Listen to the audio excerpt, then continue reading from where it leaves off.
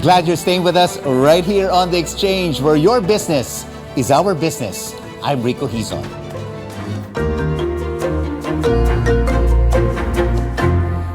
As the energy sector faces risks in supply, what investments and innovations can be done to improve the country's power situation?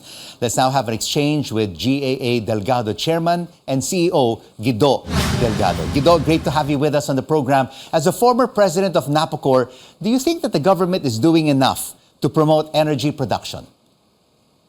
Well, I think that's a premise that may be shaky because the government cannot do anything about the power sector, the generation sector, because that has been deregulated, that's been liberalized.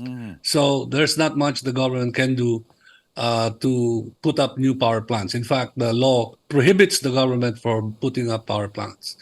The basic fundamental problem, Rico, is whereas before, NAPOCOR would decide when and how to build the plants. Today, it is expected that the market should be able to send signals when and where to build the plants.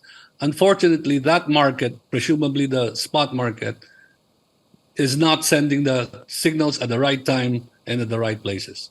Why is that so? Well, because remember, you have transmission and you have generation. Well, of course, you have distribution.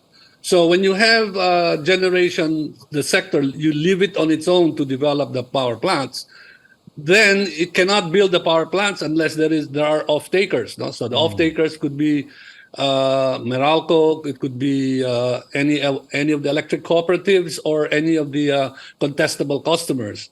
Now, when you have this minute customers and you have large Meralco customer, Meralco is a large customer, your problem is how do you get to sell to them? Then there is what they call a competitive selection process, which is very complicated. You need 2 PhDs to learn how to do that. Yes. So investors are, are hesitant to get into that market. Your company, Guido, advises parties interested in the power industry. How important is it to encourage them with all of these problems to invest in this sector then?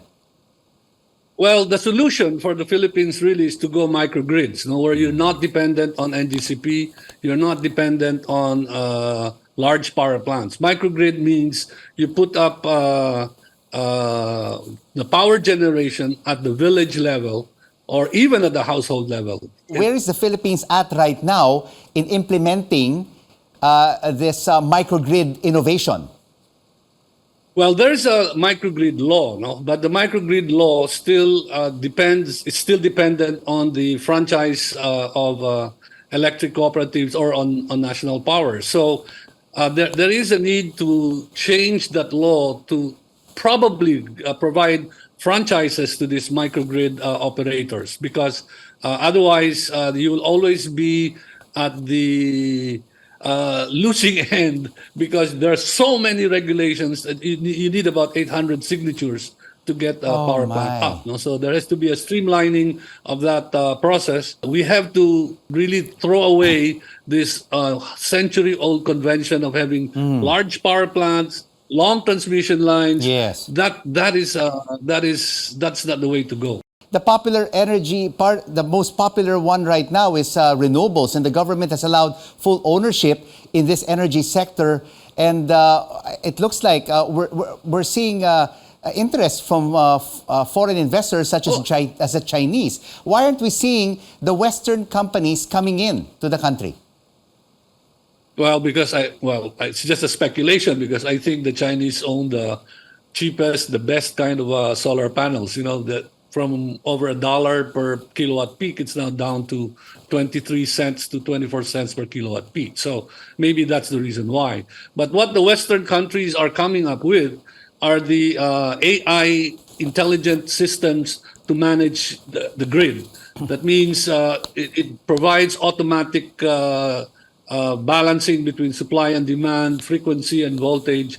That's the kind of technologies I see that are coming into the Philippines, coming from the Western countries like the United States, Japan, and the rest.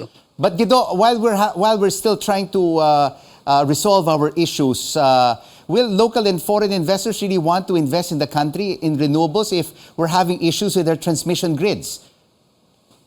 Well, that's really the big issue, no? Because the timing, and as I think NGCP has said, no, the timing when to put up these renewables and where to put them has a very big impact on the transmission line system. And really, NGCP has to upgrade its system softwares to allow the intermittency to come in. No? Now it's good that companies like San Miguel are putting in batteries that will really help in balancing the intermittency of renewables versus the demand for base load or mid-merit or peaking power plants coming from renewables. No? Thank you so much. It's possible. Yeah, Guido, sorry we've run out of time. Thank you so much for this Energy Investment Exchange. G.A.A. Chairman and CEO, Guido Delgado. And before we go, here are words from American energy expert Daniel Yergin. The starting point for energy security today, as it has always been, is diversification of supplies and sources. And this is the exchange to make sense of the facts and the figures and the ups and downs of the business cycle, because your business is our business. I'm Rico Hizon. Thanks for watching CNN Philippines. News you can use. News you can trust.